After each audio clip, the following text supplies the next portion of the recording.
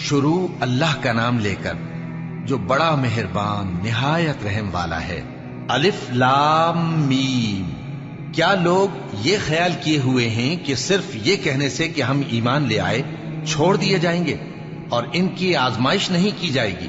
اور جو لوگ ان سے پہلے ہو چکے ہیں ہم نے ان کو بھی آزمایا تھا اور ان کو بھی آزمائیں گے، سو اللہ ان کو ضرور معلوم کرے گا جو اپنے ایمان میں سچے ہیں اور ان کو بھی جو جھوٹے ہیں۔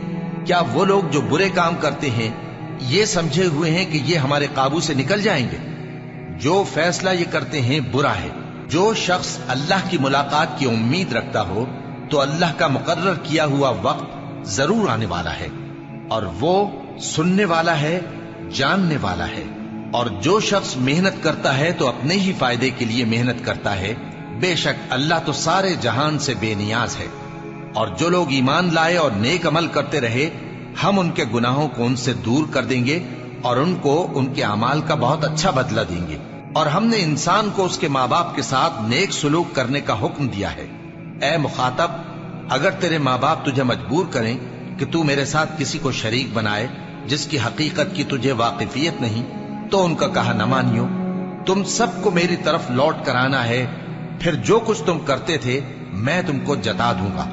اور جو لوگ ایمان لائے اور نیک عمل کرتے رہے ان کو ہم نیک لوگوں میں داخل کریں گے۔ اور بعض لوگ ایسے ہیں جو کہتے ہیں کہ ہم اللہ پر ایمان لائے، پھر جب ان کو اللہ کے راستے میں کوئی ایذا پہنچتی ہے تو لوگوں کے ایذا پہنچانے کو یوں سمجھتے ہیں جیسے اللہ کا عذاب۔ اور اگر تمہارے پروردگار کی طرف سے مدد پہنچے تو کہتے ہیں کہ ہم تو تمہارے ساتھ تھے۔ کیا جو اہل عالم کے سینوں میں ہے اللہ اس سے واقف نہیں؟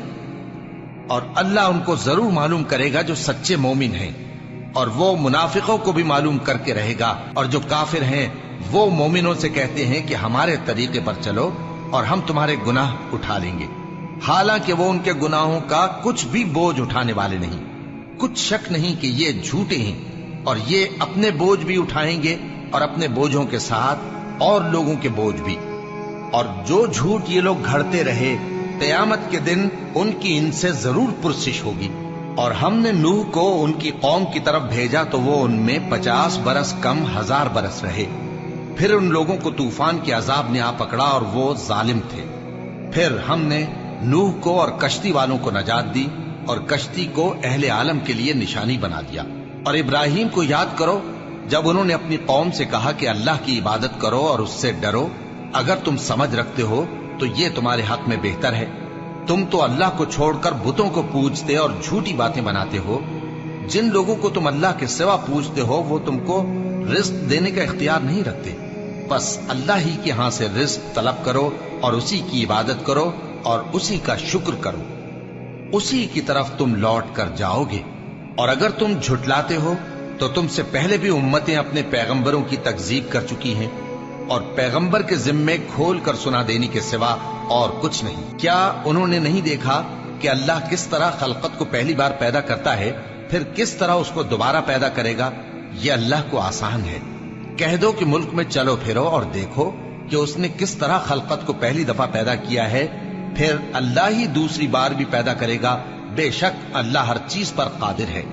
وہ جسے چاہے عذاب دے اور جس پر چاہے رحم کرے، اور اسی کی طرف تم لوٹائے جاؤ گے۔ اور تم اس کو نہ زمین میں عاجز کر سکتے ہو نہ آسمان میں، اور نہ اللہ کے سوا تمہارا کوئی دوست ہے اور نہ مددگار۔ اور جن لوگوں نے اللہ کی آیتوں سے اور اس کے سامنے حاضر ہونے سے انکار کیا وہ میری رحمت سے نا امید ہو گئے ہیں اور ان کو درد دینے والا عذاب ہوگا۔ تو ان کی قوم کے لوگ جواب میں بولے تو یہ بولے کہ اسے مار ڈالو یا جلا دو، مگر اللہ نے ان کو آگ میں جلنے سے بچا لیا۔ جو لوگ ایمان رکھتے ہیں ان کے لیے اس میں نشانیاں ہیں۔ اور ابراہیم نے کہا کہ تم جو اللہ کو چھوڑ کر بتوں کو لے بیٹھے ہو تو دنیا کی زندگی میں باہم دوستی کے لیے، مگر پھر قیامت کے دن ایک دوسرے کی دوستی سے انکار کر دو گے اور ایک دوسرے پر لعنت بھیجو گے، اور تمہارا ٹھکانہ دوزخ ہوگا اور کوئی تمہارا مددگار نہ ہوگا۔ بس ان پر ایک لوط ایمان لائے اور ابراہیم کہنے لگے کہ میں اپنے پروردگار کی طرف ہجرت کرنے والا ہوں، بے شک وہ غالب ہے، حکمت والا ہے۔ اور ہم نے ان کو اسحاق اور یعقوب بخشے اور انہی کی اولاد میں پیغمبری اور کتاب رکھ دی، اور ان کو دنیا میں بھی ان کا صلہ عنایت کیا اور وہ آخرت میں بھی نیک لوگوں میں ہوں گے۔ اور لوط کو یاد کرو جب انہوں نے اپنی قوم سے کہا کہ تم عجب بے حیائی کے مرتکب ہوتے ہو، تم سے پہلے اہل عالم میں سے کسی نے ایسا کام نہیں کیا۔ کیا تم مردوں کی طرف مائل ہوتے اور رہزنی کرتے ہو اور اپنی مجلسوں میں ناپسندیدہ کام کرتے ہو؟ تو ان کی قوم کے لوگ جواب میں بولے تو یہ بولے کہ اگر تم سچے ہو تو ہم پر عذاب لے آؤ۔ لوط نے کہا کہ اے میرے پروردگار، ان مفسد لوگوں کے مقابلے میں مجھے نصرت عنایت فرما۔ اور جب ہمارے فرشتے ابراہیم کے پاس خوشی کی خبر لے کر آئے تو کہنے لگے کہ ہم اس بستی کے لوگوں کو ہلاک کر دینے والے ہیں کہ یہاں کے رہنے والے نافرمان ہیں۔ ابراہیم نے کہا کہ اس میں تو لوط بھی ہیں۔ وہ کہنے لگے کہ جو لوگ یہاں رہتے ہیں ہمیں سب معلوم ہیں، ہم ان کو اور ان کے گھر والوں کو بچا لیں گے بجز ان کی بیوی کے کہ وہ پیچھے رہنے والوں میں ہوگی۔ اور جب ہمارے فرشتے لوط کے پاس آئے تو وہ ان کی وجہ سے ناخوش اور تنگ دل ہوئے۔ فرشتوں نے کہا کچھ خوف نہ کیجیے اور نہ رنج کیجیے، ہم آپ کو اور آپ کے گھر والوں کو بچا لیں گے مگر آپ کی بیوی کے پیچھے رہنے والوں میں ہوگی۔ ہم اس بستی کے رہنے والوں پر اس سبب سے کہ یہ بد کرداری کرتے رہے ہیں آسمان سے عذاب نازل کرنے والے ہیں، اور ہم نے سمجھنے والے لوگوں کے لیے اس بستی کی ایک کھلی نشانی چھوڑ دی۔ اور مدین کی طرف ان کے بھائی شعیب کو بھیجا تو انہوں نے کہا اے قوم، اللہ کی عبادت کرو اور روز آخر کے آنے کی امید رکھو اور ملک میں فساد نہ مچاؤ، مگر انہوں نے ان کو جھوٹا سمجھا، سو ان کو زلزلے کے عذاب نے آ پکڑا اور وہ اپنے گھروں میں اوندھے پڑے رہ گئے۔ اور عاد اور سمود کو بھی ہم نے ہلاک کر دیا، چنانچہ ان کے ویران گھر تمہاری آنکھوں کے سامنے ہیں، اور شیطان نے ان کے اعمال ان کو آراستہ کر دکھائے اور ان کو سیدھے رستے سے روک دیا، حالانکہ وہ دیکھنے والے لوگ تھے۔ اور قارون اور فرعون اور حامان کو بھی ہلاک کر دیا، اور ان کے پاس موسیٰ کھلی نشانیاں لے کر آئے تو وہ ملک میں مغرور ہو گئے، اور وہ ہمارے قابو سے نکل جانے والے نہ تھے، تو ہم نے سب کو ان کے گناہوں کے سبب پکڑ لیا۔ سو ان میں کچھ تو ایسے تھے جن پر ہم نے پتھروں کا مے برسایا، اور کچھ ایسے تھے جن کو چنگھاڑ نے آ پکڑا، اور کچھ ایسے تھے جن کو ہم نے زمین میں دھسا دیا، اور کچھ ایسے تھے جن کو غرق کر دیا۔ اور اللہ ایسا نہ تھا کہ ان پر ظلم کرتا، لیکن وہی اپنے آپ پر ظلم کرتے تھے۔ جن لوگوں نے اللہ کے سوا اوروں کو کارساز بنا رکھا ہے، ان کی مثال مکڑی کی سی ہے کہ وہ بھی ایک طرح کا گھر بناتی ہے، اور کچھ شک نہیں کہ تمام گھروں سے کمزور مکڑی کا گھر ہے۔ کاش یہ اس بات کو جانتے، یہ جس چیز کو اللہ کے سوا پکارتے ہیں خواہ وہ کچھ ہی ہو، اللہ اسے جانتا ہے اور وہ غالب ہے، حکمت والا ہے۔ اور یہ مثالیں ہم لوگوں کے سمجھانے کے لیے بیان کرتے ہیں، اور اسے تو اہل دانش ہی سمجھتے ہیں۔ اللہ نے آسمانوں اور زمین کو حکمت کے ساتھ پیدا کیا ہے، کچھ شک نہیں کہ ایمان والوں کے لیے اس میں نشانی ہے۔ اے نبی، یہ کتاب جو تمہاری طرف وحی کی گئی ہے اس کو پڑھا کرو، اور نماز کے پابند رہو، کچھ شک نہیں کہ نماز بے حیائی اور بری باتوں سے روکتی ہے، اور اللہ کا ذکر سب سے بڑا ہے، اور جو کچھ تم کرتے ہو اللہ اسے جانتا ہے۔ اور اہل کتاب سے بحث نہ کرو مگر ایسے طریق سے کہ نہایت اچھا ہو، ہاں جو ان میں سے بے انصافی کریں ان کے ساتھ اسی طرح مجادلہ کرو، اور کہہ دو کہ جو کتاب ہم پر اتری اور جو کتابیں تم پر اتری ہم سب پر ایمان رکھتے ہیں، اور ہمارا اور تمہارا معبود ایک ہی ہے، اور ہم اسی کے فرما بردار ہیں۔ اور اسی طرح ہم نے تمہاری طرف کتاب اتاری ہے تو جن لوگوں کو ہم نے کتابیں دی تھیں وہ اس پر ایمان لے آتے ہیں، اور بعض ان مشرک لوگوں میں سے بھی اس پر ایمان لے آتے ہیں، اور ہماری آیتوں سے وہی انکار کرتے ہیں جو ہیں ہی کافر۔ اور تم اس سے پہلے کوئی کتاب نہیں پڑھتے تھے اور نہ اسے اپنے ہاتھ سے لکھ ہی سکتے تھے، ایسا ہوتا تو اہل باطل ضرور شک کرتے، بلکہ یہ روشن آیتیں ہیں جن لوگوں کو علم دیا گیا ہے ان کے سینوں میں محفوظ، اور ہماری آیتوں سے وہی لوگ انکار کرتے ہیں جو بے انصاف ہیں۔ اور کافر کہتے ہیں کہ اس پر اس کے پروردگار کی طرف سے نشانیاں کیوں نازل نہیں ہوئیں؟ کہہ دو کہ نشانیاں تو اللہ ہی کے پاس ہیں، اور میں تو کھلم کھلا خبردار کرنے والا ہوں۔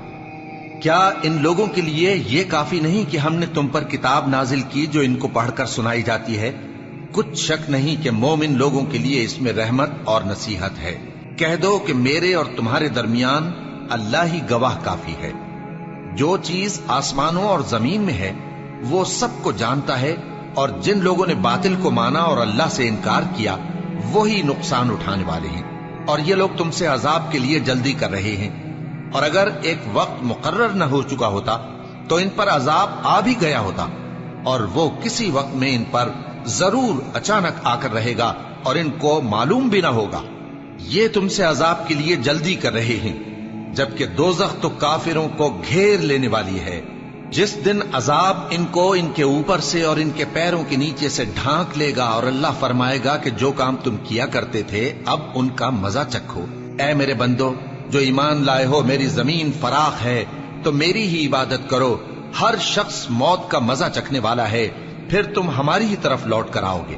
اور جو لوگ ایمان لائے اور نیک عمل کرتے رہے، ان کو ہم بہشت کے اونچے اونچے محلوں میں جگہ دیں گے، جن کے نیچے نہریں بہ رہی ہیں، ہمیشہ ان میں رہیں گے۔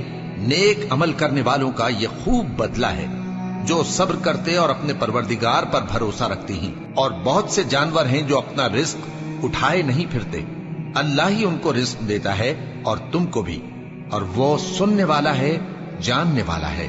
اور اگر ان سے پوچھو کہ آسمانوں اور زمین کو کس نے پیدا کیا اور سورج اور چاند کو کس نے تمہارے زیر فرمان کیا، تو کہہ دیں گے اللہ نے۔ تو پھر یہ کہاں الٹے جا رہے ہیں؟